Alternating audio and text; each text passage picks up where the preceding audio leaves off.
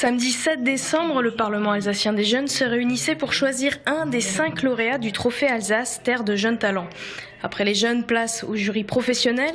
Composé de 15 talents alsaciens reconnus, ils sont chargés d'élire 3 lauréats. L'idée, c'est quand même qu'on mette en valeur, si vous voulez, l'ensemble des candidats. Il ne s'agit pas simplement de dire on en a 3 ou on en a 5 en Alsace qui sont meilleurs que les autres. Tous ceux qui sont présentés nous ont beaucoup touchés. Tous ceux qui sont présentés nous ont estomaqués. La jeunesse alsacienne se porte extraordinairement bien, je veux dire.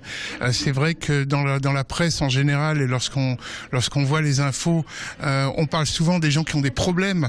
Mais alors, bien sûr, les problèmes existent. Mais il y a aujourd'hui, si vous voulez, un vivier de talents ici dans cette région qui est absolument inouï, extraordinaire.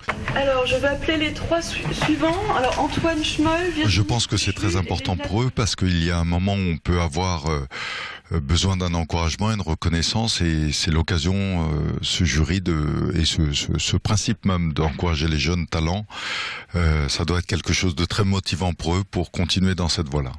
À la manière d'un speed dating, les candidats n'ont que 3 minutes pour défendre leur projet, chacun à sa façon. J'ai l'intention de jouer sur la détermination, le côté artistique, le fait que je me batte avec les ongles sortis pour ce projet.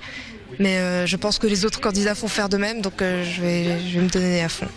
Pour pouvoir s'inscrire au trophée, l'appui d'un parrain est indispensable. Leïla prépare un court-métrage et c'est un producteur local qui a accepté de soutenir son projet.